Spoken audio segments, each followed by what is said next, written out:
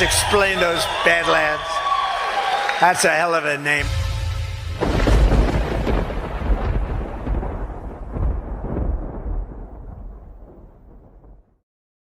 The following ad is rated M for mature. Soft Disclosure wants you to get naked this Valentine's Day with limited edition his and her bundles that save you 20% off the individual retail prices. Proprietary oil infusions, grass-finished beef tallow, goat's milk from American goats, locally grown herbs and ingredients. Soft Disclosure is putting America First fruits on your skin. And for these sexy bundles, we've added an all-new boar's haired beard brush and a solid jade gua sha. And the reason I'm here is because Alpha doesn't know how to say these words. Gusha. His, hers. We need a moment to calm down. Don't hide your skin. Disclose it. Get naked this Valentine's Day with Soft Disclosure.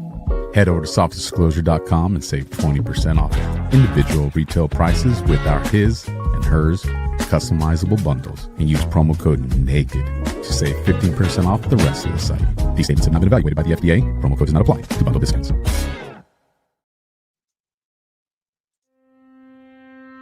Science proves that a healthy immune system is the body's first defense against the smallest of ailments to the most catastrophic.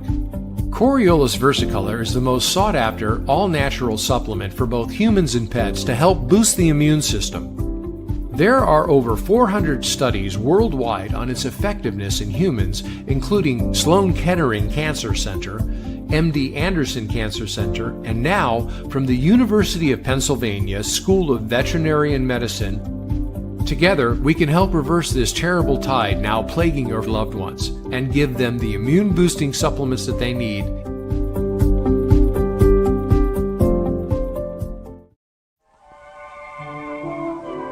Everywhere you go, your manners are with you, and they leave their mark. They help you feel sure of yourself, too, and they make an impression on people. Demonstrators wreaked havoc in Washington, D.C. and destroyed storefront windows. It takes from 15 to 20 years to demoralize a nation. Make political commitments to curb population growth. We didn't simulate this. We didn't practice. What the hell do they let the recorders in there for? MK Ultra. 8 million adults are affected by it. Don't try it. There will be no outcome that leaves Saddam Hussein in power. A brand new group called ISIL. We're speeding up training of ISIL forces. The one person who wasn't random was the security guard. America was founded as a constitutional republic. 50 incumbents out. Citizens to watch. I will totally obliterate the deep state. We will obliterate the deep state.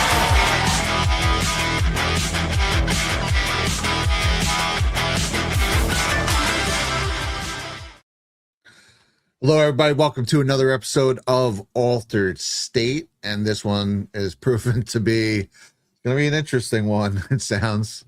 But it sounds like we have a lot of new Epstein stuff coming out, and as people peruse through the documents, tons of new Epstein stuff.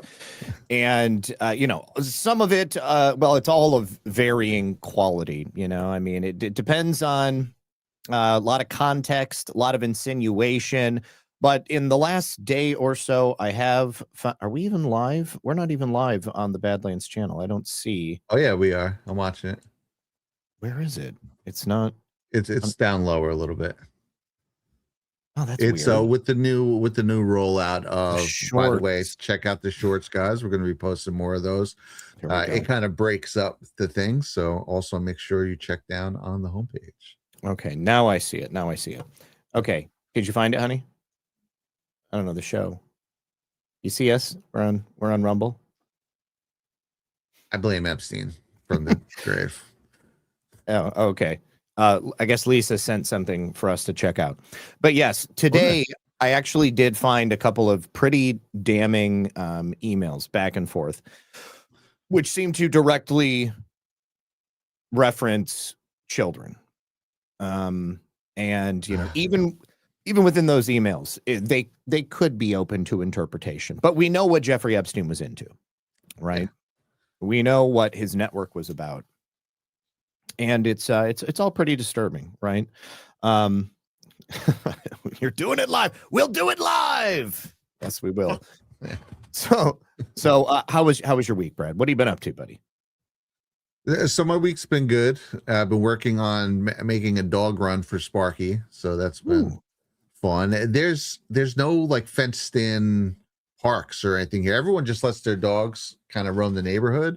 But Sparky he's so little and he just runs away and he wants to run through the woods. So we just can't do that with him. So I'm making a little fenced in area. But cool. It's almost done, actually. So and then other than that, well, I was gonna say today is Blue Eyes and my 3-year anniversary. Oh, happy anniversary to both of you. Happy anniversary, Blue Eyes. 3 wonderful years. You know what you also got to worry about with Sparky, and I have to worry about it with Cisco here, is eagles. Yes. Because because they are big enough to swoop down and grab your dogs. I mean, Cisco is even smaller than Sparky. But and I bet you Sparky's a little chunk. He's probably all muscle, right? He's a thick little boy. He is. Yeah, he is. Believe it or not. Muffin is like 30 pounds or so. So I don't think I have to worry about her getting picked up by an eagle. But Chi-Chi is, maybe 12 to 14. So okay. He could definitely get picked up. Yeah, wasn't there something? It was like Jessica Simpson or so. One of them, remember in Texas years ago? They watched their dog get picked up and taken away and killed. I don't remember that. That's disturbing. But I did see a horrible clip years ago where a girl was outside with her flying squirrel, and she had the flying squirrel that was like on a tree, and she was standing in her yard, and the squirrel would jump to her, and it jumped to her, and a hawk swooped by and just like grabbed it out of the air, and it was gone. Oh, yeah. It was horrible. Yeah, and the noise that this woman made, it was just like, oh my God, you could tell her heart broke right then.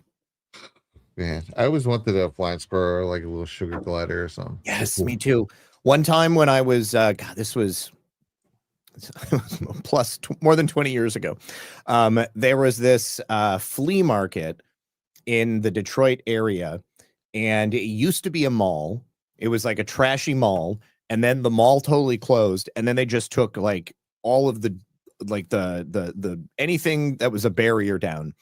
And it was like the Gratiot flea market or something like that. I can't remember exactly. If anybody here is a Detroit boy, let me know if this sounds familiar. But they just made all of these stalls with like curtains in between them, and there was this little girl, and she was working this exotic animal booth, and she had sugar gliders that were just climbing all over her. She probably had like 4 of them, just like, everywhere on her. It was the coolest thing. And I just, ever since I saw that, I was like, I want one. That is cool. That does sound pretty cool. Not grass shit. It's the grashit. So like, think gratiot. Gratiot. Gibraltar. Yes, I think it's the Gibraltar Center. Hold on, now I got to look it up. Detroit, Gibraltar.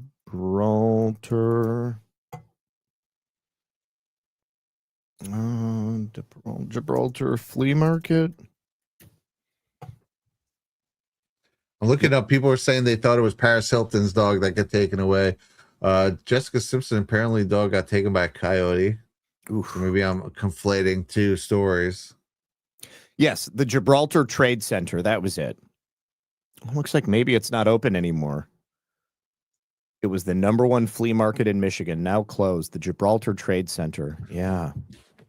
I used to like flea markets. My mom used to do stained glass, so she'd drag us there once in a while and set up a table. That's cool. Hang out. We'd run around, look at the knife tables and stuff. They probably don't even have stuff like that anymore.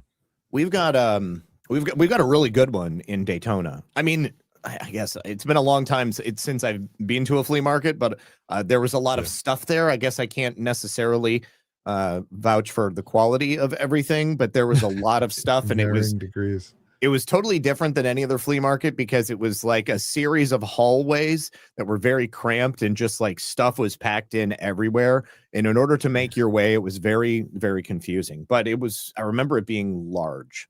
It was pretty big. That's cool, man. Yeah. Now the flea market, people just go on line and just order stuff. Go to eBay. Go to eBay. Yeah, we used to have one called the English Town Auction. I don't even know if it's still in New Jersey, but it was huge and awesome. Very cool. Very, very cool. All right. So I forgot to turn off my stream earlier tonight, guys. I had people telling me that in my chat from earlier. So thank you very much for alerting us to that fact. Because obviously, if you don't shut that off, I mean, it turns itself off after a while, doesn't it, Brad? I don't think so. If you're going through the studio? Yeah, I was. Nope, I've seen it. There was one. I think John forgot to turn off a DPH one time. Yeah, you know, and I set up the next day in the middle of the night, right? A lot of times, and I go and it's still running, and it was running for like 5 hours or something. So I stopped it, and because I can't make the next mornings. You know, the Badlands Daily goes in the studio every day. So I'm like, well, their studio is still here for DPH. So nope, it doesn't stop. So how about the weather? Because like I was telling you this the other day, it was colder down here in Florida than it was in Alaska. Like Miami, which is like southern Florida, it was colder in Miami than it was in Alaska. Yeah, you and CanCon have both been lamenting this fact, but it has indeed been about 40, 45 yesterday here. It's been raining like a mother. And I guess it's in the 30s in Florida. So how about that? Yeah, I'll tell you what, right now it is 54 degrees. It got up to like 70 today. Today was very warm. No, honey, I'm not talking about the one in Orlando. Wasn't there one in Daytona that we went to? I remember going someplace in Orlando, but I was more impressed with the one in Daytona. Well, you know what? She probably knows better than I do. She has the memory on things like that, I guess. That's what wives are best for. Yeah. Correcting. So one thing that's awesome about the cold snap here in Florida is that it is helping people get rid of some invasive species, like the invasive iguanas that we have. So you're going to have to share. Well, no, I guess I can't hit present. So check this out. So when they're not native to Florida, and when it gets into a cold snap like that, they will end up just falling out of the trees. And when they fall out of the trees, you can grab them, and then you can catch and cook them. You can make wallets out of them. You can make boots out of them. This guy took them to a pizza shop, and I sent this to CanCon, and he was like, "I totally know that place." And I was like, please go pick yourself up some iguana and then have this done and tell me what you think. If you bring iguanas to this place, they'll make you a pizza. Let's see if it's true. What are they doing with the iguanas? They're going to make pizza out of them. Holy shit. You cook it. They call them, what do they call them? Like tree chickens or something like that? Or they taste like chicken, kind of like frog legs, but apparently they're succulent. Probably tastes great. Yeah. That's awesome. Yeah, so because they're invasive, you can legally hunt iguana all year round, anywhere that you go. If you see iguana, I mean, obviously you're not going to shoot into a neighborhood or something like that. If you're using a gun, you got to use a pellet gun, and I suppose you could use traps and stuff like that. That's Florida. Yo, I need an iguana pizza now. Fuck no. All right, guys, let's make an iguana pizza. We're going to call this one the Everglades. And this is going to be some shit. It's going to be fun. This guy looks and sounds like your typical pizza guy. He does. I love how Florida is just like New York, New Jersey, South. Dude, let me tell you, there are so many people from New York and New Jersey down here. Like every time I go to Home Depot, it's like everybody that works there moved to Florida to retire, and they started working at Home Depot. It's hilarious. I love it. Olive oil.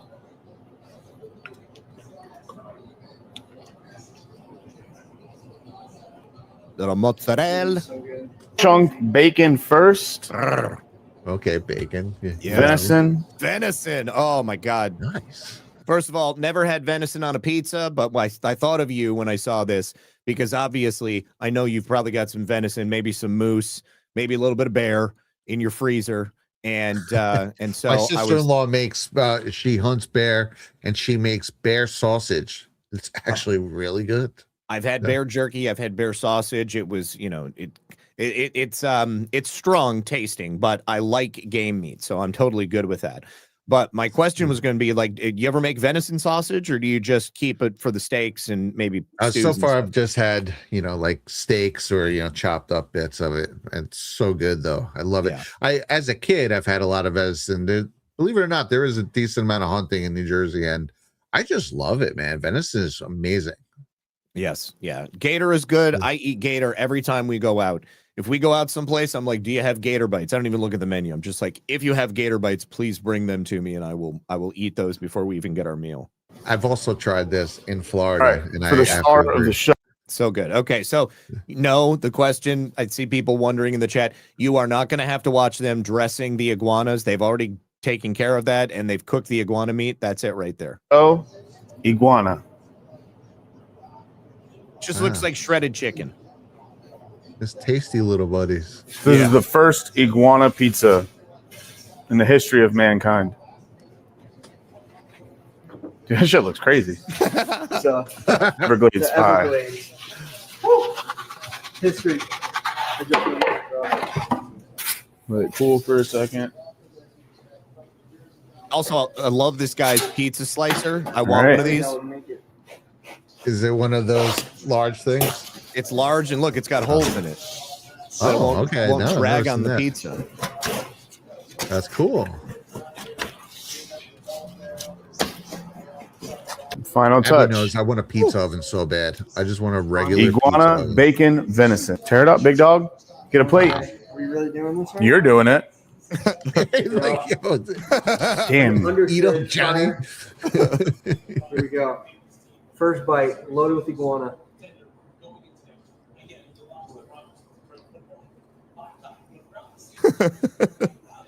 What do we think? Unbelievable. I was like, that could go either way. That's the tail meat. Very, very good. It tastes like, it really tastes like frog leg. It's a little bit sweet. Can't really describe it. But that venison and that bacon with the ranch, it just works so well. Everglades Pizza, world's first iguana pizza. Shout out, Fox. Chef's kiss. I want it so bad. Now, I saw another one, which I'm not going to play because this will probably gross people out because they actually do dress the iguana. But this guy went out and he probably got like 10 of them, and big ones too, like the big orange ones, the males. And he dressed it on camera, and then he like parboiled it and then fried it, and he made tacos out of it. And one of the iguanas actually had eggs in it, and the eggs are orange, and he took the eggs, he soft boiled the eggs, and then he put that into a guacamole sauce and like food processed it. So you know, all you see is green, and then you put that on top of it, and he was like, it's delicious. It's so good. People are sick in the chat. It's so funny. Guacamole and shit. Yeah.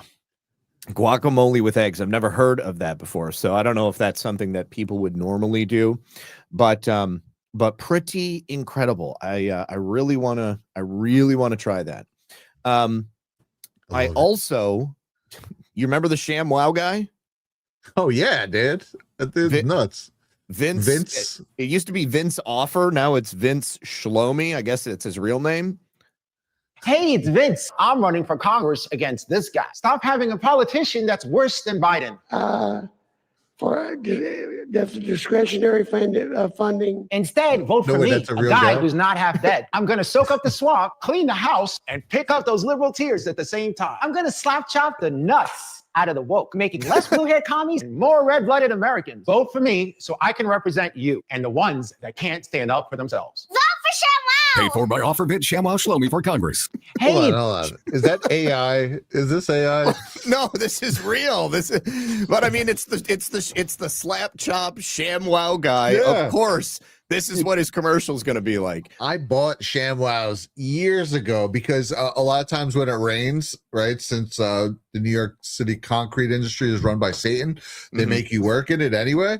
Yep. And you know we have to lay out columns and all this stuff. So I'm like, I'll get some ShamWows. They sucked. The ShamWow they did nothing. It just pushed the water around. I've never had a chance to use them. Never had a chance to use them. But I mean, obviously his commercials are legendary. So if you live, I think what he said he's running in Texas. Is that what he said? Hang on. It's he's in, primary is February 17th through March 3rd. He doesn't even say what district he's in. I suppose I think he might have had a stroke or something like that, because the right side of his face, it doesn't move, and he always wears his microphone over there. Okay. And I mean, it used to, but I mean, in everything that I've seen recently, he looks like, it's just kind of paralyzed. But I mean, in terms of being paralyzed, in half your face, maybe he's just got Bell's palsy or something like that. But that could be from the jab or something like that. One of those things. I'd vote for him just for the memes. Is that a bad position to take? I mean, if the alternative is that, elderly corpse that he was showing on screen, I don't know who else might be running in the primary, but ShamWow Guy, we might as well check out shamwowguy.com. Let's just I absolutely need to see this. Yeah. Let's check out what his platform entails. All right. So my first 9 bills in Congress: make America grow some balls again. All right. All right. So my first 9 bills in Congress: no tax on Social Security. Parental class view. Many of us have Ring cameras to protect our homes. Why not have them in the school? End XXX on X. Pornography is not speech, except it is. It's unfortunate, but that's well established in the Supreme Court. Healthy Screen Act. Children 12 and under should only be shown content that teaches them life skills, good things. It's not bad. Human customer service now. If you call big tech, I'll make it so they have to hire people. The RIP India. Yeah. Number 6, the thoughtism bill. Thoughtism is a word I coined that means hating someone on the basis of the color of their thoughts or views. Similar to racism, where the hate is based on the color of someone's skin. One is thought color, the other is skin color, but the hate is the same. Therefore, just like hate crimes, criminal acts committed on conservatives will be elevated to a hate crime too when motivated by thoughtism. That's interesting. Woke buster. Yeah. Woke buster big tech. Google and YouTube covertly suppress and hide conservative content while promoting woke ideology to young children. This is the primary reason children become woke over time. This bill will force all platforms to be transparent on how they code their algorithms so they don't destroy all children's minds. Children need to pray. Aren't schools missing something? Yes, prayers. We'll have a short prayer time in all schools at the beginning of the week so kids can get in touch with God. This will also give them the inspiration to know they are not alone, help bring a strength to more of who they are, and strive to do better. They can be of any faith, and if the child has no faith, they can simply meditate. Cowboy codes for kids. Kids are not being taught life lessons and common sense in school, so I'm going to make sure we bring these codes into all schools so the next generation is not woked out. What are cowboy codes? In general, honesty, integrity, hard work, responsibility, and most importantly, courage. These codes will be on every school wall once my bill passes. Interesting. I like his, he is very, he's not holding back. No, not at all. Why not? None of them hold back. I like the idea of praying in school. And I know that people are against that for probably the right reasons. I'm right. I'm for it. Like probably for the wrong reasons, but who cares? They force so much stuff on us. Well, let's just start forcing things that we think will change the world for the better on them. So, I mean, so freedom of speech includes the freedom to worship. All right. So, I mean, like that is an expression of your First Amendment right. And children are explicitly denied that in school, while at the same time having the humanist, woke, globalist garbage pushed upon them. And, the whole idea is the idea of the separation of church and state. And the separation of church and state was put in place at the founding of America to ensure that the church did not become the state.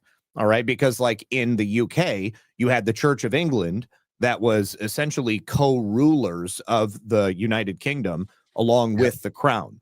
And so if you had to be a member of the Church of England, if you were a Catholic or, I mean, there wasn't, a whole bunch of different Protestant religions way back in the day. It began with the Church of England and then, kind of split off from there. But it started with Catholicism. I mean, up until the point that Henry VIII wanted to divorce his wife, he had to answer to the Pope. And everybody in Europe or in the UK was Catholic. And then he changed it. Yeah, a lot of the early people who came to America were escaping religious persecution for being Protestant. Yep. This is true. Yeah, very well. Yeah. So, I don't know. I think it's odd that he doesn't mention what district he's running in. Texas 31. Oh, okay. Now I see it. God, I feel like a moron. It's right there in front of me. I guess I'm so used to every candidate like blasting it all over everywhere. I mean, they want people to remember it.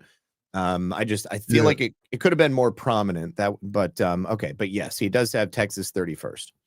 So let's see. What do people say about him? He's running against. Want the Shamrock guy in Congress. Yeah. I mean, for this I'm blindly for this. It's kind of like the same reason that initially I wanted President Trump. Like he wasn't a politician.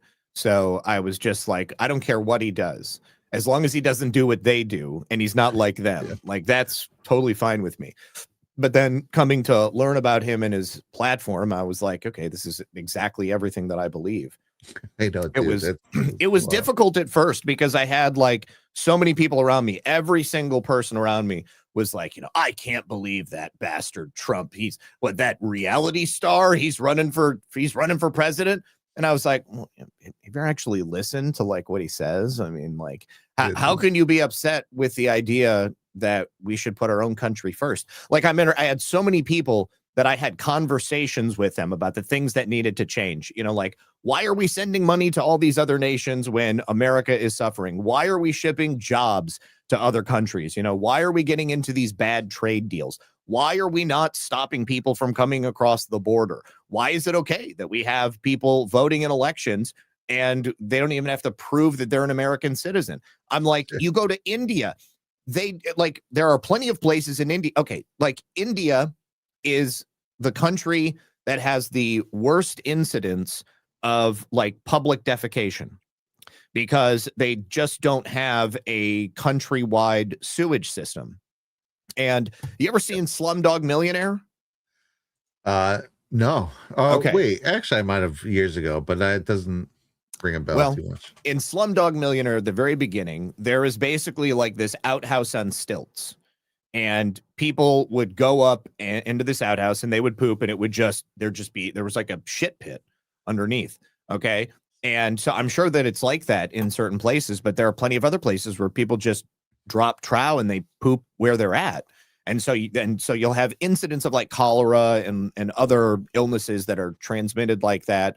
It's not like that everywhere, but you've got a bad enough problem where the government is actively working to educate, everybody that, hey, this is not something you want to do. You want to keep your area clean. And it just hasn't caught on in the way that it has in other nations. And, but in Slumdog Millionaire, the kid who is the Slumdog Millionaire, something happens. He falls through that open outhouse on stilts and he falls into the shit pit. And that's like the start of the show. And yeah, it's a lot like San Francisco now, Spetzel. You're absolutely correct. I mean, it might even be worse in San Francisco. I'll be honest with you. I mean, sure, they have a map and you can see where there's, where poop is on the ground, but yeah, I don't know. I don't know that I really just want a constant reminder of it. If I walk outside and I don't see the poop, I'm probably a better off for it. If you've made it to 2026 and you still haven't figured out that it's unsanitary to just poop everywhere, you might have to I'm going to have to push up India's superpower from 2030 to maybe 2040. We got to give it at least another decade before they reach this threshold. Now, I am firmly of the opinion that it is possible to educate the masses. I don't care if you're from India or any other nation on earth that is still developing. I think that it is entirely possible to help those nations understand the benefits of modern plumbing and just general cleanliness. It's just that you have to teach people that from a young age. Like, imagine when we were children, we had to be taught how to use the toilet, right? Right. Your parents had to teach you how to wipe. There was probably a period of time where your mom or your dad was wiping your butt on the toilet, and then you had to take over at a certain point. And nobody really wants to be doing that, I mean, like, most kids are like, "No, I don't want to do it. I don't want to do it." Okay, but you have to. You got to do it, and you have to teach them that stuff. And if nobody taught them, well, then what do you get? You get a society of people just pooping. The same thing can be said. I don't remember if we watched this clip here on the show, Brad, but before all of this craziness popped off in Minnesota, there was a guy who worked at a food processing plant in Minnesota. I believe it was in like greater Minneapolis.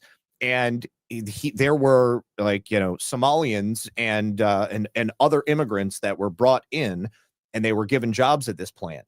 And they had a huge problem with these guys just taking a dump wherever they needed to. Like, no one had taught them how to use the toilet.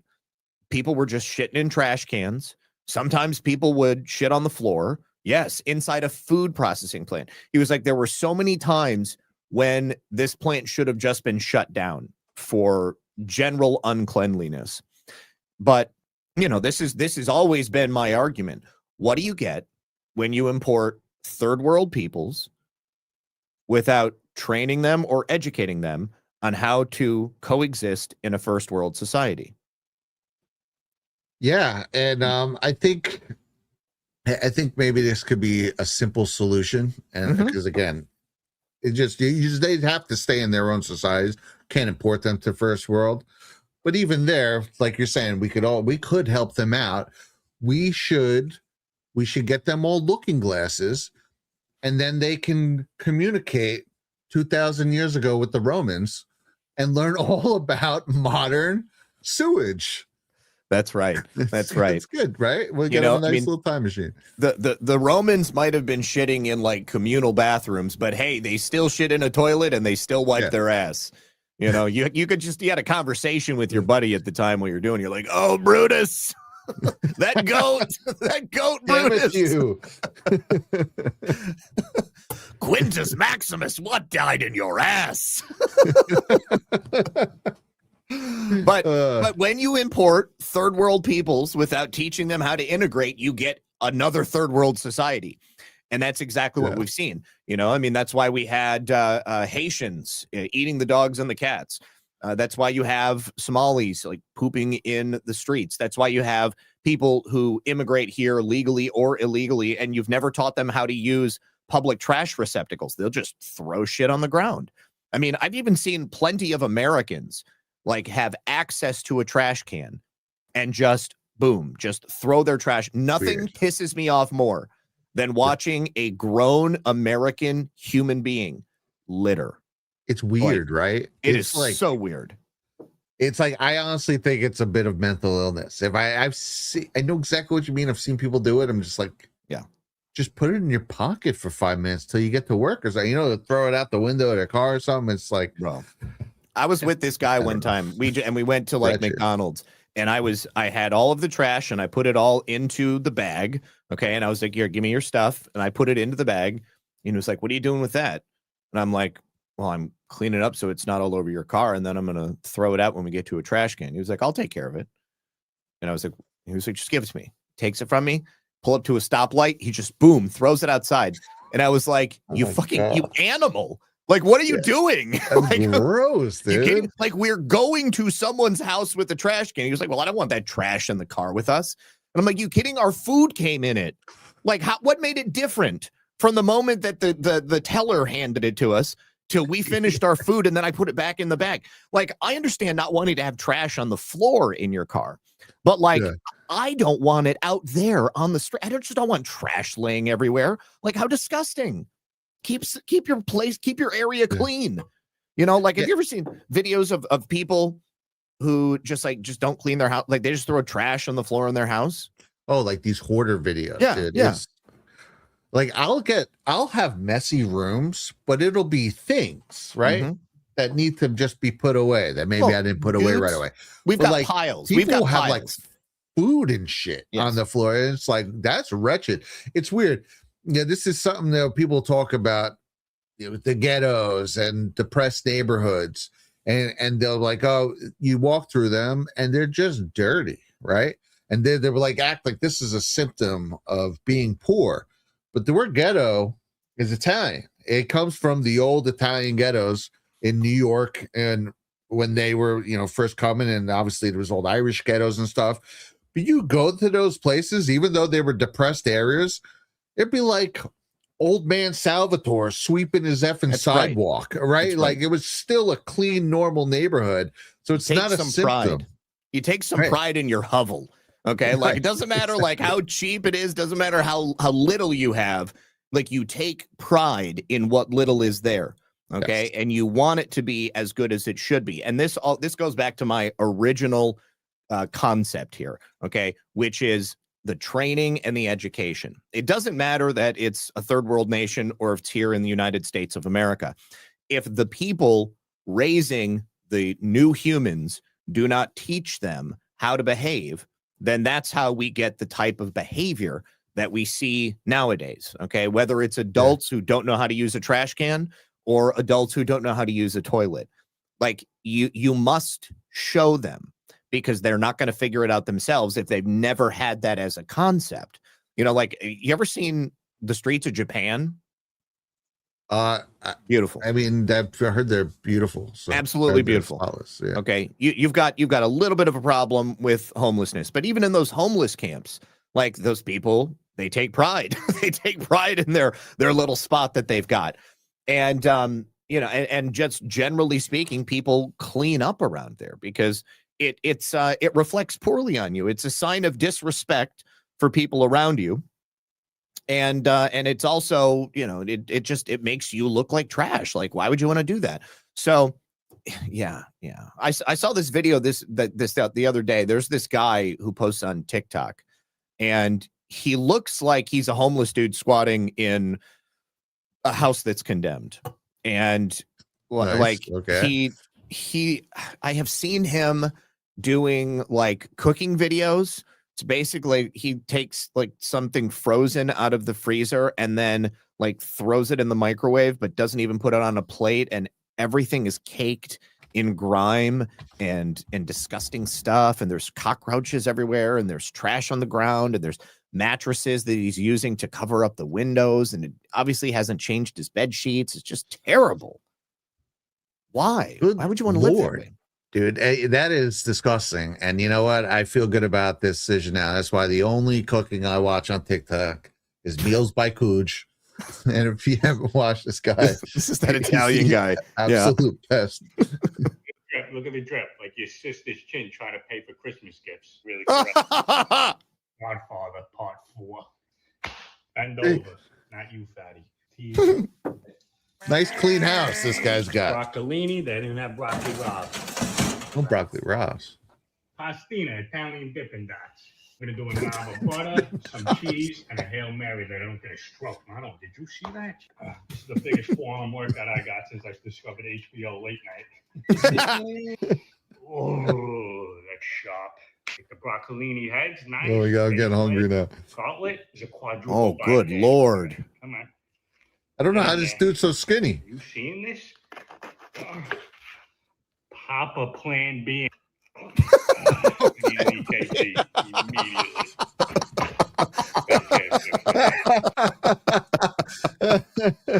Oh my God, that's great. I love it. I'm gonna take it a step further with the like people have to be taught how to use a toilet, right? We actually shouldn't teach them. Well, when you get like new, even legal immigrants from countries, I guess, that don't know, they should be assigned an ICE agent that just watches them. We could make it like a reality TV show, and they'll be like, shh, no one tell them. And we just watch them for the first month that they're in this country, and if they can't figure it out on their own, you're out of here. Like, I don't want someone who doesn't have the mental acumen to figure out. And in a clean society, I shouldn't be shitting on the sidewalk. Yeah, on their own. Well, I mean, at a minimum, people, I think that first world peoples are who we want to invite into our country. Also, people who are educated or at a minimum have a trade. All right, so that they have something to offer back to society. They need to have a way to obviously support themselves. They need to have a cultural understanding of the United States of America. And they also need to have just a basic understanding of the English language. I think that they should probably fluently speak English. Yep. Since it is the national language. Thank you very much.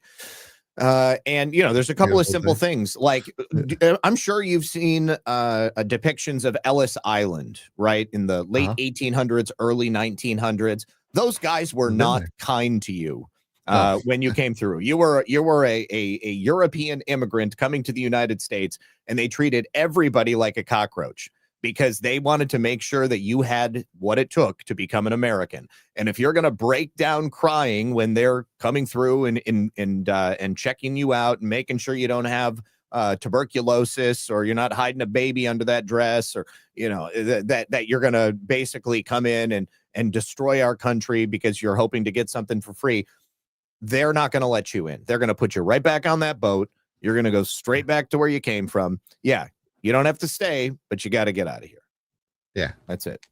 Bye. Here, this is the boat for new people. Mm-hmm. Take you right back. Yeah. You're poor, you're tired, you're huddled masses, as long as you can pay your bills. My mom always tells a story that I don't know if it was my dad's grandparents, one of them anyway, somewhere in my family. There's a story about one of them wiping the chalk off someone's back, like, oh, you got all dirty. But meanwhile, they would chalk them with like an X or whatever for if they had TB or if they had some sort of disease or whatever, they were going back. Yeah. And they didn't know. And then they wiped it off and like, oh, thanks. So somewhere there was some family in America that shouldn't be, thanks to one of my relatives. I wish I remembered the story better, but good times. Yes. And then immediately thereafter, there was a cholera outbreak in New York City. You're welcome. Man, there's Joan. The country's not gone. I don't believe that at all. It's just that we are cleaning up a big mess right now. We're looking at years of neglect. It's like if you were to go to your grandparents or something like that. You've been gone for a couple of years. Nobody's there to help them out. They start, getting older, and they're unable to get up on a ladder. And so maybe they don't get a chance to fix the roof as often, or they're not able to scrape the paint on the side of the house and repaint it. Or maybe their lawnmower breaks and they can't get the lawnmower to the repair shop or something. So then, they don't mow the lawn for a month, and you show up and you're like, oh my God, Grandma, why wouldn't you call me? You need to let me know so that I can help out. That's the point at which we're at. All right. We are looking at years of neglect for the country and intentional mismanagement. It is not, however, to the point where we're unable to fix it. We can still go and mow the lawn. We can still scrape that old paint, get it off there. We can still get the homeless guy living in the garage back down to the shelter, and then take over the property for Grandma once again and give her a beautiful place to live. That's exactly what we're doing. Amen. I really like that analogy. Someone should clip that. Yes. Yeah. All right. So let's let us go ahead and talk a little bit of Jeffrey Epstein stuff. If you thought the first part of the conversation was disturbing, probably not going to like what we talk about now. But well, maybe I should tell everyone about lean first. Why don't we do that? We'll get it'll be like a nice natural break right here.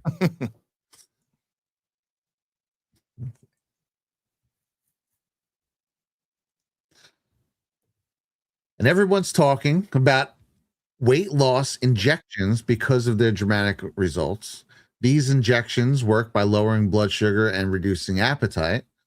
So what if you're looking to lose weight, but you're not interested in painful weekly injections, especially those with reports of intense side effects? That's why doctors created a weight loss supplement called Lean, and the results are remarkable. The studied ingredients in lean have been shown to lower your blood sugar, burn fat by converting it into energy, and curb your appetite and cravings so you're not as hungry. But lean is not for the casual dieter who only want to lose a few pounds. Doctors at Brickhouse Nutrition created lean for frustrated dieters with 10 or more pounds to lose. So we're going to get you started with 20% off and free rush shipping so you can add lean to your healthy diet and exercise plan. Visit takelean.com. That's takelean.com and enter altered for your discount. That's promo code altered at takelean.com. And I thought in honor of this, I would take my first one on air. My first serving, if you will. This is what they look like. Oh.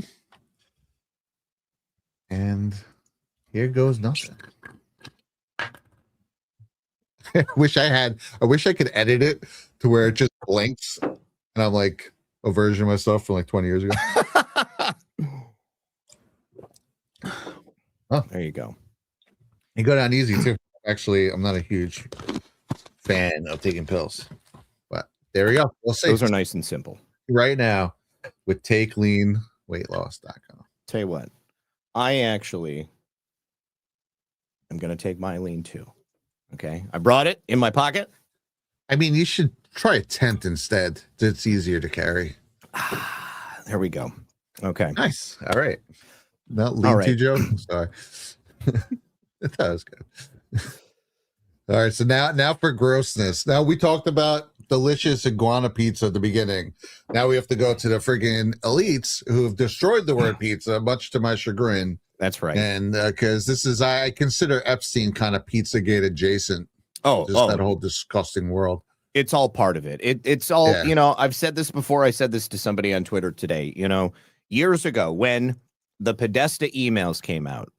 That's when I first realized that all of these conspiracies, all of these corrupt people, these criminal actions, we're not talking about a series of disconnected crimes or groups of people committing crimes. Right.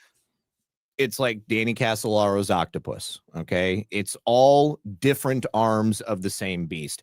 It's all different chapters in the same story. And Jeffrey Epstein definitely is connected to Pizzagate. It's all part of the same book right there. Now, this right here, this one is a collision of a number of different things. Now, do you remember I think that we did a show on this, but I definitely did a show with John on Baseless Conspiracies, the Red Scarf murders. I don't know if we covered them together, but obviously I know we've both separately covered them. Yeah. With, all right. So Kate Spade and Kate Spade. Yeah. Kate Spade. Exactly. Yeah. Now, Kate Spade was found dead in her apartment by her housekeeper on June 5th of 2018. Now look at this. Here is what appears to be an email conversation between Jeffrey Epstein and Kate Spade on June 5th, 2018, the day that she was found deceased in her apartment in New York City. Now, of course, Jeffrey Epstein is in New York. So is Kate Spade. Apparently, he messaged her at 6:21 a.m. Come see me tomorrow. And then she replies, great, see you then. This is the day she died or the day before she died? This is the day she died. And they were apparently making plans to speak the next day. Now, whoa. Hold on just a second. There are some emails that have been going around recently that are from the Gmail, which are not part of this recent drop. There was one specifically, which I was going to show, which is a Gmail conversation between Jeffrey Epstein and a Harvard lawyer named Mitch. Let's see, it was Mitch Weber. Hang on, let me just get to that point in my bookmarks here. Sorry, yeah, Mitchell. This is a huge find, dude. I did not see this anywhere yet. Okay, so here's the other one. Mitch Weber and Jeffrey Epstein discussing how to skirt human trafficking and age of consent laws. All right. Jeez. So apparently Mitch and Jeff were on, now this is from his Yahoo, JEE project at yahoo.com, not his JEE vacation at gmail.com. So he's talking to Mitchell Weber, and Mitchell writes in, Mr. Epstein, I'm sorry I was a little confused about what you were asking on the phone. I see what you were asking now. The question is, what would happen if one were to transport a minor for sex or transport oneself with the intent to have sex with a minor into a state in which the age of consent is below 18, assuming the minor is above the age of consent in the given state? And your intuition was right. The answer is that there is no violation of law. So Jeffrey Epstein replies, let's also look at sex tourism laws, going someplace with the specific intent to have underage sex. All right. Mitch Weber, besides being a Harvard-trained attorney, is also on the board of the Holocaust Museum, the Holocaust Memorial Council at the Holocaust Museum. And he is currently appointed to that position. It's a presidential appointment position. I don't know if it was President Trump that appointed him or Joe Biden who appointed him, but as of December 29th of last year, he was sitting on that chair, or on that seat. He's also a lawyer, so he's certainly somebody that would ask and would answer questions about age of consent laws and stuff like that. That right there, they're directly he talking. was appointed in January of 2021, so it's most likely Biden. So definitely Biden then. Yeah. All right. Now, because Jeffrey Epstein was a sex offender, every single time he would visit another country, there would be a notice that would be sent out by the United States government, basically warning that that country about the fact that Jeffrey Epstein was coming there. And they would tell that country what his plans were, where he was going, when he was leaving, what airport he was flying into, the address he would be staying at. And that is an effort by the United States government to combat sex tourism specifically. Yeah. And so there was a form that was sent by the United States government to France because Jeffrey Epstein was visiting there in 2016. And I'm just looking for that email so that I can show it to you. Oh man, where is it? I'll find it. I'll find it and I'll show it to you. But there was another conversation. Well, there were multiple conversations where Jeffrey Epstein was having an email thread back and forth with someone, and they make direct reference to they might say girls, they might say, they never say young women. Okay, it's always girls, or they referred to one type of girl as a Lolita. Okay, by that's about 14. Yeah, so that would be about 14. And Jeffrey Epstein was also talking about a visit to a European modeling agency in Latvia. And he mentioned how all of the girls were small. They had good bodies, but their faces were weird. And Lord, dude. Yeah. Oh man, sorry, I have a lot of bookmarks from just the last couple of days. It's like, this is like looking into the search history. You ever watch those things where it's like the murderer and they're interviewing him, and then detectives got their search history and they were looking up how to decompose a body or something, right? Mm-hmm. Like this is the sex trafficking version of that. When they're talking about like what are the laws, and so you just shouldn't even need to know the law. The laws are stay away from people's kids. 100%. Okay, so take a look at this one. So Jeffrey is having a conversation with somebody here. It's not identified who they are, but there appears to be a sort of back and forth about having procured a girl, or maybe Jeffrey is upset because the type of girl that he wanted was not available. So Monday, May 14th, 2012. So this is, just about a year after he's finished out his cushy prison or his cushy jail sentence down in Florida. He says, I would teach blank, not blank. You didn't even say thanks. The person replies, really? Sorry. Thank you for everything. And then he says, I was just trying to make everyone happy. I hope you're not mad. You must know that I am always very thankful. I'm glad you had so much time yesterday. How was the girl?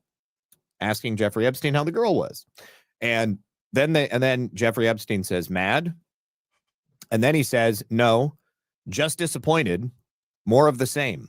No giving, little effort, old safe friends, nothing either new or sexy. Now, this is him reading between the lines.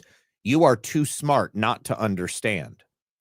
And then this person replies, we had a great time yesterday. Thank you. I'm sorry if it wasn't as you've expected. You told me to bring over one girl. You didn't say whether it can be a friend or not. I already came with 3. You don't think they are pretty? What do you want exactly? Easy young girls? Oh, there it is. And then he replies, pleasure spending time with you, but you stopped teaching me, right? If you want a girl that would suck your cock, say so, but not the deal you made last time you were in Paris, did you? What a seedy world. Yeah. Who is even finding themselves in the middle of these type conversations? Girls that have been trafficked and are now procurers, or men who are using Jeffrey Epstein for the purpose of finding these girls. You didn't even say thanks. Yeah. Okay. This is one that really disturbed me.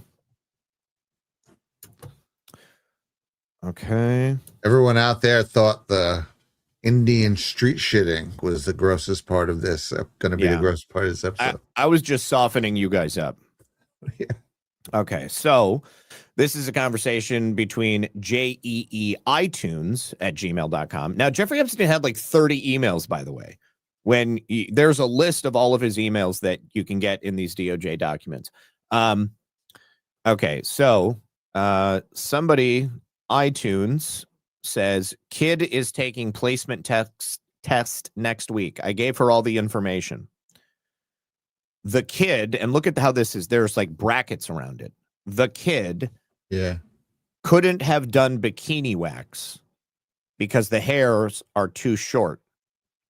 Next time, do it to her and Elena's nails. Kid will come to the house straight from Frederick with iPad portfolio.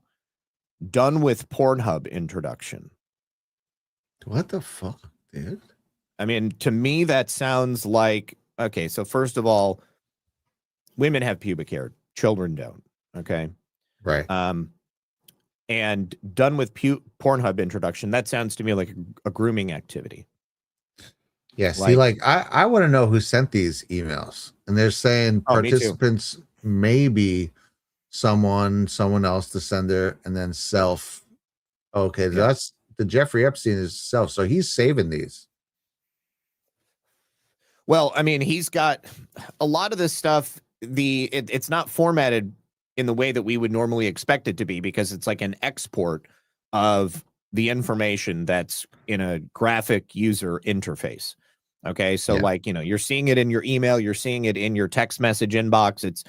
It doesn't always come out in a nice and easy to figure out format. Now, there's also quite a few references to torture, Brad.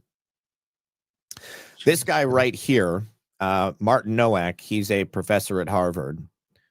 So he's actually emailing, it looks like, so Nowak is messaging Ghislaine Maxwell in this email. This is in 2002. He sent her this email. Dear Ghislaine, many thanks again for your amazing hospitality. I am so very sorry I caused you so much worry and that I spoiled this day. I am so happy that I did not kill anybody. My perspective of life has changed somehow. Lots of love, Martin. I don't know how many times, you've almost killed, a person or like a party of people that you were hanging out with. Never happened to me. So I don't know what possibly could, this be referring to. But this one is between Martin and Jeffrey. Martin says, our spy was captured after completing her mission. Our spy was captured after completing her mission. Jeffrey Epstein responds, did you torture her? Dude, what was going on with these people? Holy shit. Yeah. Oh, this one's good. This is why they wanted us to dig on Epstein, right? What the drops say all the time. They alluded to the fact that this was so much bigger than even just pedophilia or pederast. So Karina Shuliak is, I believe, a Ukrainian-born assistant to Jeffrey Epstein. Jeffrey also left her a diamond ring in his will, and he was planning on asking her to marry him at the end. Look at what she buys on Wayfair, June 28th, 2018. Oh, don't even say the cabinet? It's a single item, which has no description, but costs $8,453. Dude, that Wayfair shit had legs. And they dismiss it like it was nothing. But literally, you look up those names. I went through it live one time, and you looked up the cabinet names, and there was a set of pillows. And they all come up to missing persons. Yep.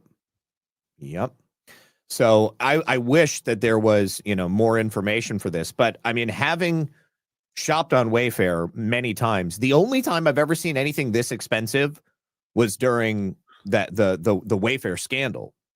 Was when that stuff was coming out. Never ever seen anything as expensive as this, a nearly $9,000 single item.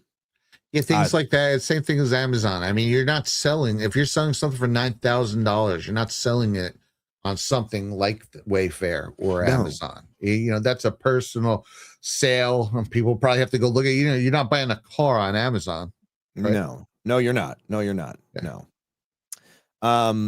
Okay, hold on. I have another torture one that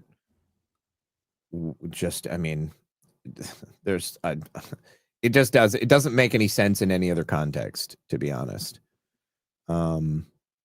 Maybe once joking about something sort of, but as the number of times that it arises, it just makes me go,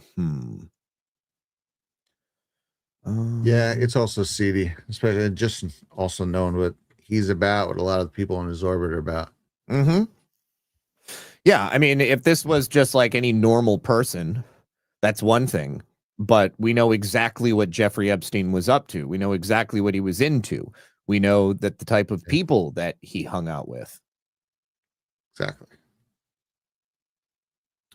Okay, it's not that one. Not that one. Not that one. Okay, got it.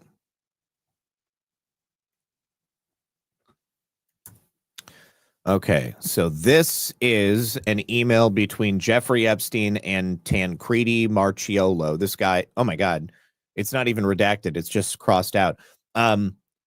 This guy's like a finance guy out of Europe. Okay. And Jeffrey asks Tancredi on the 8th, what would you like me to do with your friend? And then Jeffrey replies again the next day and says, do you want me to try to do her or just torture her? Jeez. And then Jeffrey again says, Tancredi says, she wrote me on BlackBerry Messenger that you are very nice and clever and sent a smiley face. She has excellent oral skills. And Jeffrey says, understood, thanks. And then Tancredi says, I wrote her that she is generally unpolite and not thankful, just like that. She should be more thankful in life. Enjoy.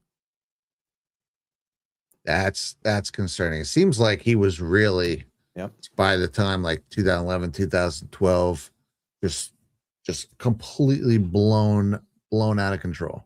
Mm-hmm. Mm-hmm. Here's another good one. So you remember the Time's Up and the Me Too movement? Yep. All right. What would you think if I told you that that was largely a public relations manipulation by Jeffrey Epstein. I would not be surprised at all. Remember, Rose McGowan was trying to call that out and saying how fake it was. And yep. Well, the Me Too movement kind of started with Rose McGowan. Harvey Weinstein definitely was doing that kind of stuff. He hung out with Jeffrey Epstein. And then the Time's Up movement was created as the counter movement to like siphon people away and siphon money out of it. That was actually created by Creative Artists Agency, CAA, which is the Illuminati building in Los Angeles with the all-seeing eye and the pyramid. Now, they handled like the PR and the exposure. They did demonstrations at like awards shows and stuff. But WikiLeaks puts this out. This is from a conversation between Michael Wolff and Jeffrey Epstein and a couple of other people. So in this email, Jeffrey Epstein is talking about outing the publisher of the New York Times at this point. It was Arthur Sulzberger. All right.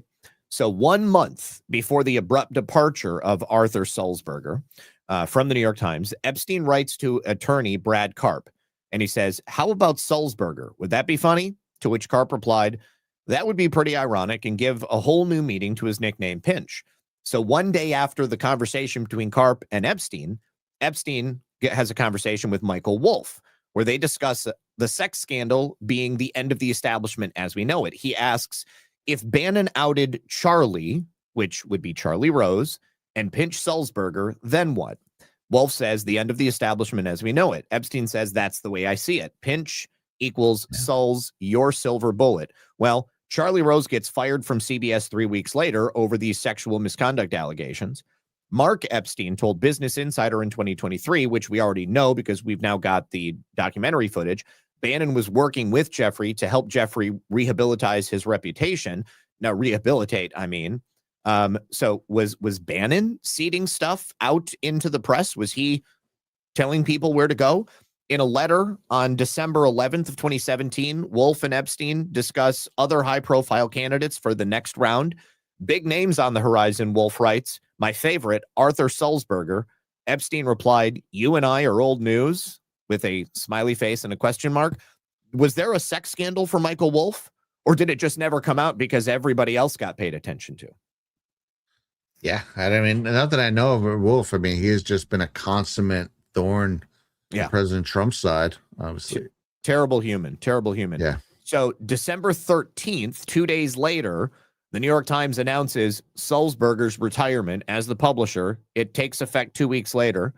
1 day after the announcement, Epstein emails his contact, who's a journalist at the New York Times, Thomas Landon Jr., who in the very first documents, when they started coming out, we realized that there was this ongoing conversation between Landon and Epstein. And he writes to Landon, Sulzberger told you, to which Thomas Jr. asked for proof that was driving this. And Epstein replied, wait. Now, here's the thing. Epstein was giving up people that he knew were engaging in the behavior that he engaged in, because Epstein and the Sulzberger family go back to the 1970s. Wow. He spent some time at their family estate in New York, and that is according to a profile that was written for New York Magazine in 2015 by none other than Thomas Landon Jr., who was freelancing for New York Magazine at the time, ended up working at New York Times under Arthur Sulzberger. And the Times has actually written about these emails having come out, and they kind of downplay it. And basically, Epstein emails reveal a bygone elite, as if this shit doesn't happen anymore. Yeah. It's over, guys. Yeah. Epstein's ilk, they're no longer around. You don't have to worry about them. We got rid of them a couple of years ago with Time's Up and with the Me Too movement. But like, obviously, that's not the way that it happens. That is some fascinating stuff right there. Yeah. Yeah.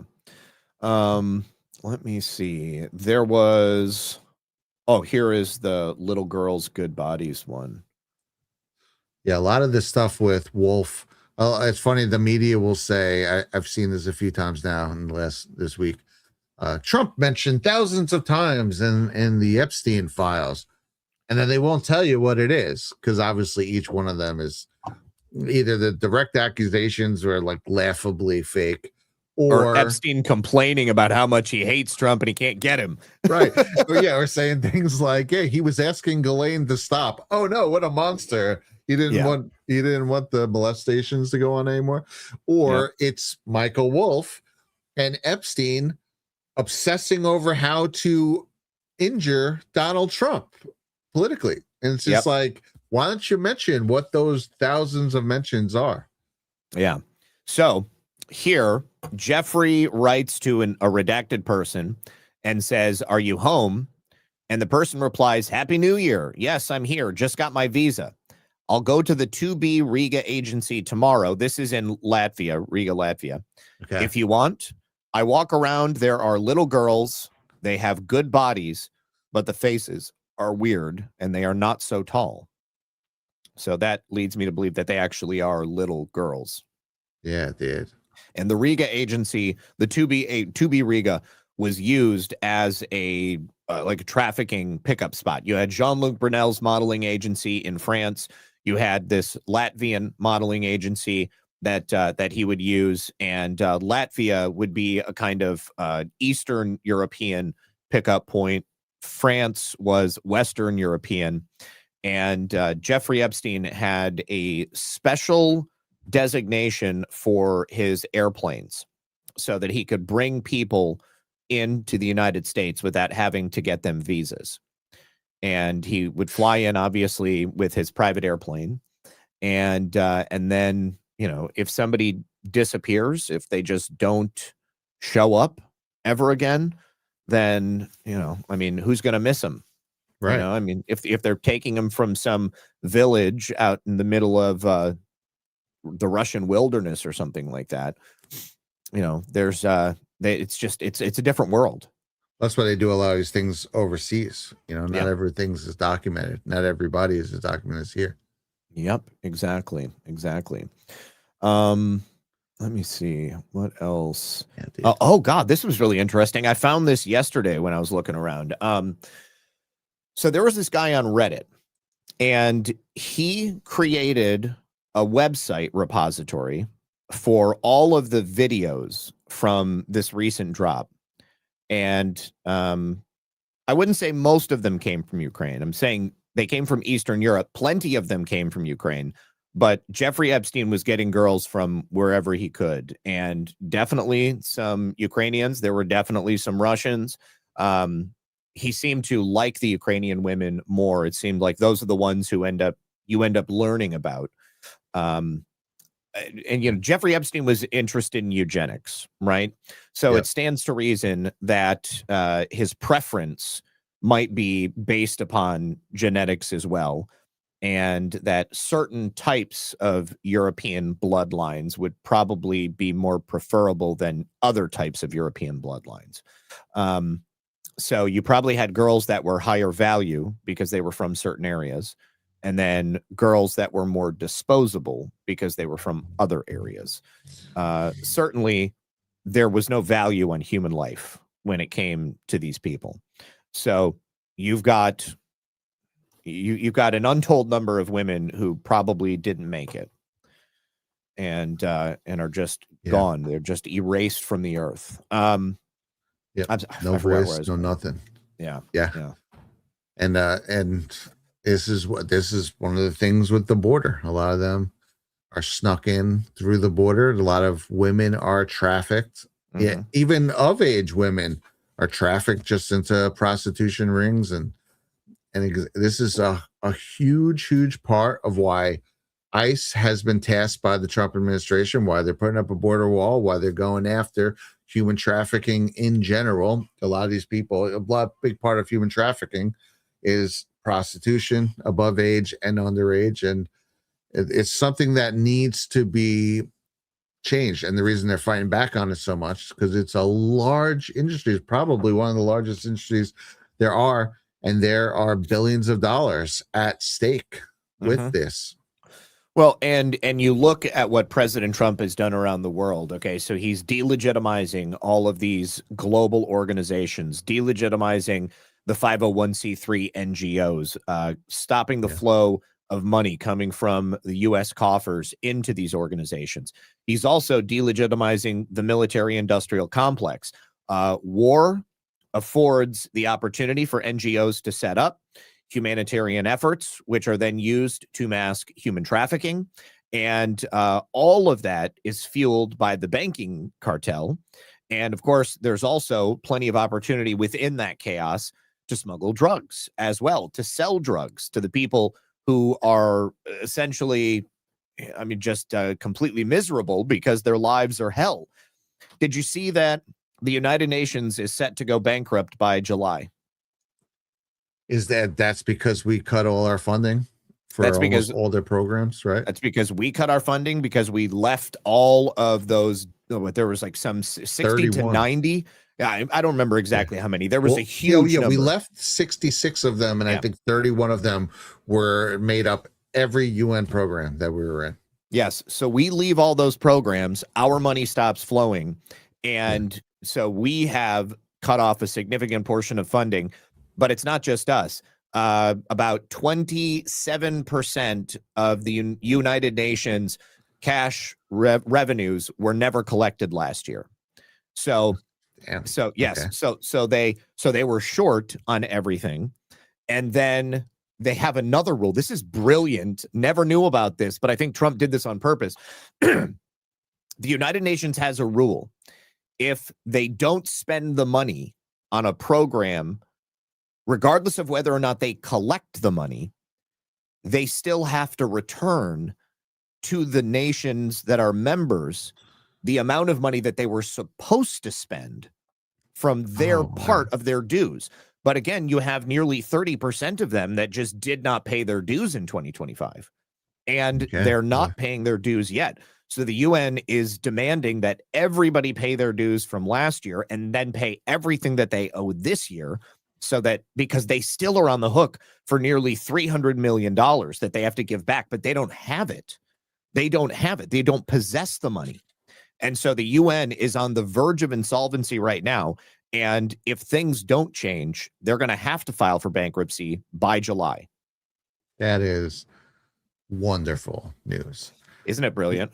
You know, during Trump's first term, he pulled out of a ton of UN programs as well. And Biden re-entered some of them, not all of them.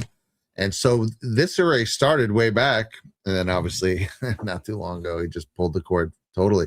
It's been 2026 so a lot of things racking up. I don't think people realize, because the news cycle kind of turns itself over so fast these days. There are a lot of monumental moves being made. And I think I think this year is going to be just big change for the world. Well, so Trump has completely delegitimized the UN, set it on a path to bankruptcy, created a counter organization in the Board of Peace, which is really the only thing that you need to worry about when you're dealing with a series of sovereign nations that share a space. The only thing you need is a mediation body to ensure that everybody doesn't kill each other. All right. And that's what the UN was sold as, right? In the beginning. Yes, that's exactly what it was sold as. You know, the League of Nations failed, so they created the United Nations. The United Nations was a spectacular failure from the beginning. All they did was siphon money and tried to destroy the sovereignty of their member nations. Now, Blue Patches in the chat said, I hope they do that with NATO. They're doing that with NATO as well. That was my next point. All right. So the only reason NATO was surviving is because the United States was paying, our GDP portion, and we were making up the rest of everybody else's GDP portion. But we said no more. We're not going to pay that anymore.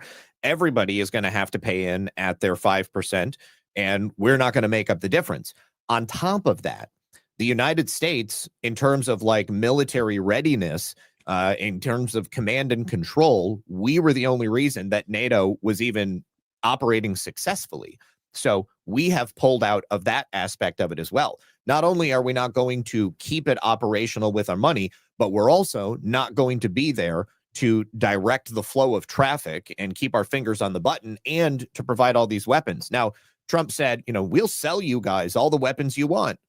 If you want to run the NATO, okay, then you buy our weapons and you do it. But the other aspect of it is, like, not only can they not afford it, not only militarily are they incapable of doing it, but also from like a warm bodies perspective, they don't have the people to put in place to actually run NATO or to even be a formidable force on the global stage. I mean, you saw what happened in Greenland. President Trump threatened, okay, well, if you don't give us Greenland, then I might just invade. What did they do? They sent a dozen troops from like 4 different countries. They sent like a dozen troops. That's an exposure op right there, too. That's showing the world these guys aren't capable of doing the things they're talking about without us. No. So like, so why are you bucking up to Russia? Because we're not going to war with Russia. And both Scott Bessent, Marco Rubio have both said the United States is not going to fight a war for somebody else. Okay. Like, we don't care. Like, we are not going to get in the middle of some, stupid pissing match. So yes, in my opinion, the Board of Peace is the successor organization to both NATO and the United Nations. I think NATO likely will still remain as just kind of a ceremonial, loose association. It's never going to be the global, large-scale threat or threat response team that it was meant to be, because the United States is done wiping everybody's ass on it. And the United Nations simply doesn't have the ability to do the things that they were tasked with. And I think people are realizing that because President Trump showed them that they're completely useless. He unilaterally ended all of these wars in the last year. And then he created a global body where people, the leaders of sovereign nations, can come and join together and just have a conversation like, hey, let's just sit down with each other so that we don't end up blowing each other to high heaven. And, and then at the same time, right now, Ukraine this has got to stop. Like, any day, this has got to stop. Like, they have no power. They have no heat.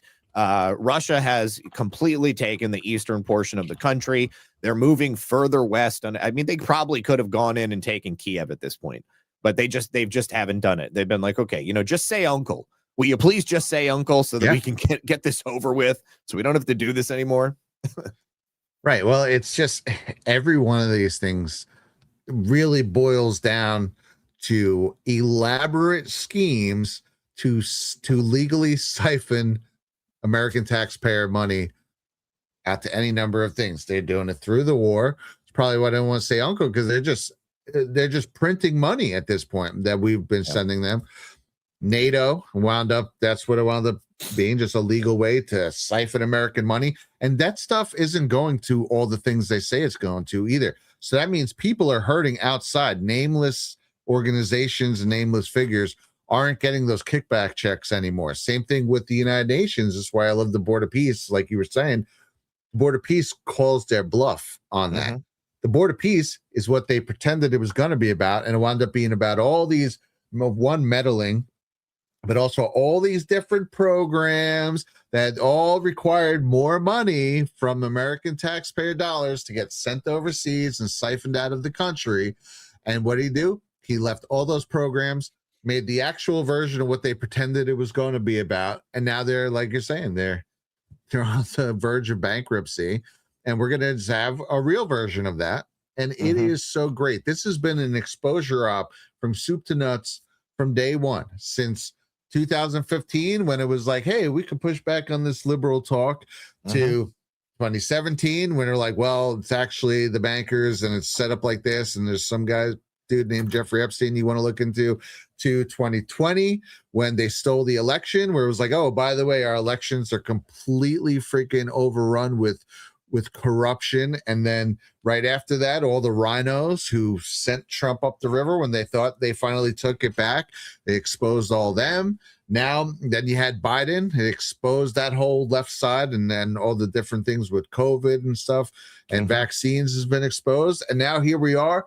There's exposures on the world stage in these big globalist organizations. So if you watch, it has really been a buildup this whole time of ripping the veil off of who these global elites are. And this is the natural path to return to national sovereignty for everyone, not just America. Absolutely. And, also in the Epstein files, there has been the exposure that the European Union has been rigging elections inside the European Union for at least the last 10 years. They've also been working to destroy freedom of speech here in the United States. I mean, that's been kind of a more gradual exposure op going on. But now both of those things explicitly were stated in the Epstein files that were just released last week. So you've got a couple of key things going on.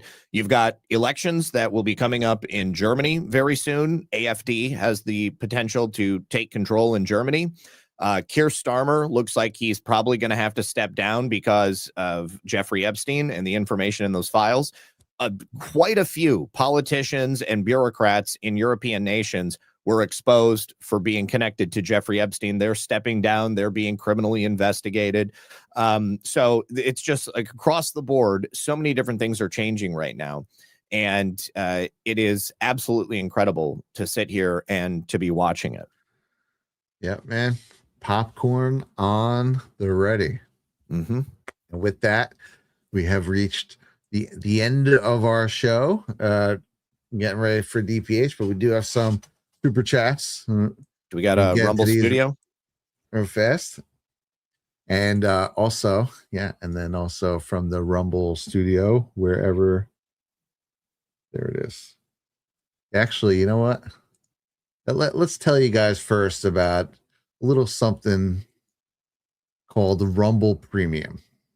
And you've probably noticed Rumble is growing fast and it's not slowing down. They're building a real alternative to big tech that puts creators first and actually protects free speech. And now there's Rumble Premium, an easy way to upgrade your experience with Premium. You get ad-free viewing across platform, no pre-rolls, no interruptions, just content you came for. Plus, Premium members unlock exclusive content like bonus videos, behind-the-scenes drops, and more from your favorite creators. Right now, Rumble is offering $10 off an annual subscription if you go to rumble.com/premium and use the promo code STUDIO at checkout. That's rumble.com/premium.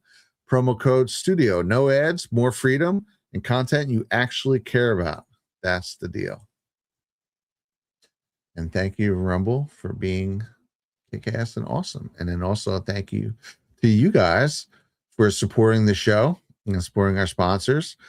D Patriot 1776 says, happy anniversary, Brad and Abby. Much appreciated. Then go spend some quality time with the missus right after this show and also this weekend. S. Boosin says, happy anniversary, Brad and Abby, and at Blue Eyes. S. Boosin just released a book, and that she should put if you're still watching, you should put the link in chat because it looks cool. And Eleanor 2000 says, happy anniversary, sweet Abby and Brad. You guys, it's so sweet. Makes sense to me too. Says, remember the ShamWow guy got beat up by a prostitute? I don't think I do remember that. That's funny. And he got a aggravated sexual assault charges. It's because it turned out to be a tranny and he got pissed. Like he picked up a prostitute. This guy in Congress right now. Yeah, okay? He was like, "What? You're a dude," and then he got into a fight with him. This is the natural progression. Okay, yeah, I like him even more now. D-Mob says, "Brad, I'm in Alaska. I've tried to reach you on Telegram. Oh, are you in the Alaskan Badlanders group? There's an Alaskan Badlanders group that I think has 4 people." Problem with D-Mob, if it's Dorte, as I think, me, Abby, and then another guy who's in Alaska. The problem with Alaska is we're so spread out. I guarantee you, all of us in that group probably live 10 hours of flights and ferries from each other. So there's not going to be a lot of meetups. But if any of you are in Alaska and you want to join the Alaskan Badlanders group, definitely inbox me. And I will get back to you, and I will look for your DM at Debo. And Chrissy F says, what do you guys think is going on with Bannon? I'll tell you what, his demeanor in that interview doesn't look great. But again, you could also look at the whole Project Veritas argument where it's like, you're trying to get information out of a guy, right? You're not going to yell at them necessarily, but I don't know. And also he was being paid for public relations training. So he's there and he's speaking to him as an employee, you know. So, but I do think that it's entirely possible that Bannon was, you know, in that position to sort of, you know, set the stage, which he did. I mean, the documentary never got made. Jeffrey Epstein got arrested, and there was all kinds of secret stuff that's now come out as a result of it.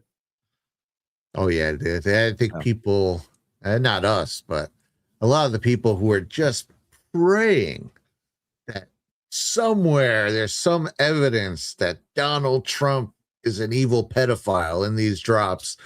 They forget to, well, they willfully don't look at the timeline, man. The timeline, everything points to Donald Trump being responsible for anyone even knowing Jeffrey Epstein's name, from the Q drops to him outing him on TV back in 2015 when no one was talking about Jeffrey Epstein, to the fact that Jeffrey Epstein actually finally went down during Trump's administration. There's also hints in his July 4th speech where he says we manned the airports and everyone had a good chuckle about it. And literally 2 days later, Jeffrey Epstein is arrested at an airport. I believe it was Teterboro in Jersey. And it's interesting because it's the same thing with the Trump is racist people, where, you know, when you look back at the history of Trump and Epstein, Trump's been either antagonizing this guy or going after him or trying to help people going after him for 20 years, for more than 20 years. So it's like, he's the only one who comes up that way. When you look back at Bill Gates or Prince Andrew or Clinton or any of these people, none of them have clean breaks with this guy. None of them have any time where they're going against them, or lawyers saying that they were working with them, or police departments saying where they were calling in tips. None of them. Only Trump comes up clean when you look back. And it's the same thing. It's the same crowd who are not, either just won't look into that, or they just want to ignore it, are the same ones who have been calling Trump racist for 20 years. It's like, you can't even argue with these people. They, especially the racist one. Oh my God. If you look back at Trump's life, there were so many instances of him not only him not being racist, but him actually being like a civil rights hero. I mean, this guy's actually worked with different people like Jesse Jackson and organizations, the Rainbow Coalition. He's won awards for it. He's helped people out like Jennifer Hudson. And there's just like such a history of him being not only not racist, but actually the opposite of racist, that the people who have been calling him racist for so long, they're just lost. You can't have a conversation with them. They obviously have done zero looking into anything. If they're still doing it to this time, that means they are just inferior intellect. You just can't even save these people. You shouldn't even talk to them. So that's what we're dealing with. And those are the same people right now who are like, Trump, they said he mentioned him in the files. See, but he must be compromised. They have no idea. Is people just all they care about is getting drunk on the weekend with their friends and making plans to go to the bar, or what their favorite band just released, or the new album, or what their new sports ball team is doing. Not that any of those things by themselves are wrong, but when that's your whole life and you don't actually take 5 minutes to go on your computer and look into anything to vet any claims you see on the news, you are an actual leech on society, and it's pathetic. Absolutely. Gizmo's mom asked, was Trump an informant back in the 2000s? He was an informant back in the 80s, if I'm not mistaken. I mean, he helped to take down the Atlantic City mob. Now, he was listed in these files as a witness in Jeffrey Epstein case back in the late 2000s. So Donald Trump has done good things to take down bad people on a number of occasions. This is not a unique situation that we find ourselves in now. Yeah, history is going to be kind to Trump, man. That's absolutely sure. Yeah. It's going to be very unkind to the people I was just referencing. But with that being said, guys, thanks for hanging out. And We hope you enjoyed the program. And I don't know, Zach, you have any parting thoughts on all this? The Epstein stuff is dark, but it's no darker than everything else we've learned in, many, many years. So just enjoy the fact that it's being exposed, and enjoy the fact that you have a lot of people on the left who are now waking up to the truth, even if they still think Trump is a pedophile. They thought he was a pedophile before. The truth will out, but at least they are recognizing that their own sacred cows are many of the same people, not only in movies and TV, but media and many other places. Yeah, they're being forced. That dude, they're throwing Bill Gates to the wolves right now. So, oh yeah, pretty incredible. Yeah, they have definitely abandoned vaccine Jesus is not going to survive. Not going to make it. Not going to make it. All right, dudes. You guys have an awesome night. We'll see you later.